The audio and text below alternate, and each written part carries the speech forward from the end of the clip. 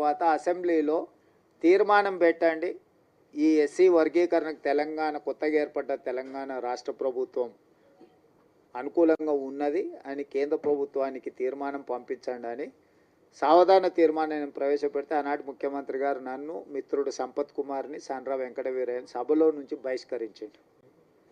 మేము పెట్టిన తీర్మానమే విధులేని పరిస్థితిలో సభ ఏకగ్రీవంగా ఆమోదించాల్సిన పరిస్థితి వచ్చింది. ఆనాడు అఖిలపక్షాన్ని తీసుకెళ్తాను, మళ్ళీ ఎన్నడూ తీసుకెళ్ళాలి.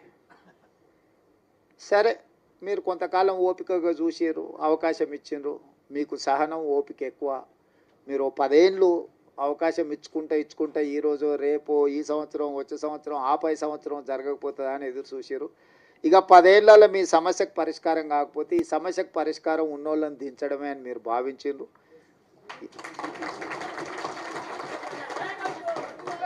మీరు అవకాశం ఇస్తే మొదటి సంవత్సరంలోనే సుప్రీంకోర్టులో జడ్జిమెంట్ వచ్చిన, సుప్రీంకోర్టులో కేసులు సంవత్సరాల కొద్ది వాయిదా పడుతుంటే నేను అయిన తర్వాత దామన్నని పిలిచిన, మన ఎమ్మెల్యేలందరినీ పిలిచిన.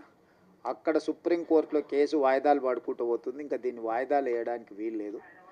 మనమే ప్రత్యేకంగా ప్రభుత్వం నుంచి ఉద్దండులైన న్యాయవాదులను నియమిద్దామన్నా, నువ్వు ఢిల్లీకి వెళ్ళు, ఎమ్మెల్యేలందరినీ తీసుకొని అని చెప్పి వేముల వీరేశాన్ని, మందుల శామ్యుల్ను, గవ్వంపల్లి సత్యనారాయణ, లక్ష్మణ్ని, అందరినీ ఎమ్మెల్యేలందరినీ దామన్నకు తోడిచి ఒక కమిటీ లాగా ఢిల్లీకి పంపించి మన సిద్ధార్థ్ లూత్రాను, అభిషేక్ సింఘ్వీని, వీళ్ళందరినీ న్యాయవాదులను అందరినీ మన తరఫున సుప్రీంకోర్టులో బలంగా కేసును బెంచ్ మీదకి తీసుకొచ్చి బలంగా వాదనలు వినిపించినాం. ఎందుకు వర్గీకరణ చేయాలని దాని మీద.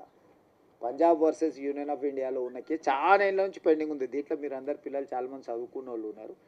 ఏళ్ళ కొద్దీ వాయిదాలు పడుతున్న దాన్ని 7 మంది న్యాయమూర్తులు ఒక దగ్గర కూర్చోవడం అనేది అంత తలకగా పని కాదు. ఒకరు కూర్చునుడే కష్టం ఉంది. ఇవాళ రేపు 7 మంది ఒక్కసారి ఇట్లా లైన్గా కూర్చొని మీ వాదనలు వినాలంటే కంటిన్యూస్గా వాదనలు వినిపించి సుప్రీంకోర్టును మెప్పించి సుప్రీంకోర్టులో జడ్జిమెంట్ తీసుకొచ్చి ఆ జడ్జిమెంట్ని ఏ రాష్ట్రం ఈ దేశంలో అమలు చేయలేదు. ఏ రాష్ట్రం, ఏ కేంద్ర ప్రభుత్వం. ఇవాళ మా సోదరుడు ఎక్కడైతే మద్దతు పలుతుండో, నాకు మంచి మిత్రుడు ఆయన, నాకేం విభేదాలు లేవు. నేను మళ్ళీ మీరు ఎవరైనా అనుకున్నారు, కృష్ణమాదిగతో నాకు పర్సనల్ రిలేషన్ చాలా గొప్పగా ఉంది. ఆయనతో నాకు ఏం చిన్న ఎంట్రకాంత కూడా మాకు భిన్నాభిప్రాయాలు. కాకపోతే నాకంటే ఆయన కిషన్ అన్నను, మోడీని ఎక్కువ నమ్ముతుండ్రు. కానీ వాళ్ళ ప్రభుత్వాలు ఉన్న దగ్గర కూడా ఎక్కడ అమలు చేయలే.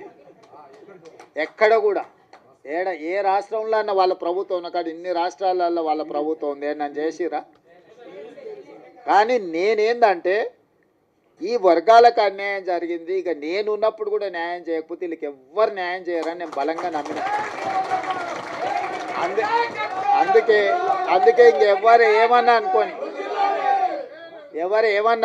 ఎవరు ఏమన్నా తెచ్చుకొని ఈ జాతికి న్యాయం చేయాలనుకున్న పట్టుదలతోని దాన్ని పక్కడబందిగా అన్ని రకాలుగా చేసుకుంటూ వచ్చి నేను అసెంబ్లీలో బిల్లు చేసి, అంతకంటే ముందు ప్రొఫెసర్ కాసిము వాళ్ళు వచ్చి నాతో అడిగినారు. అంటే నేను చెప్పిన, మీకు బిల్లు కావాలన్నా ఆడాబిడి కావాలన్నా అని. మాకు బిల్లు కావాలి సార్ అన్న.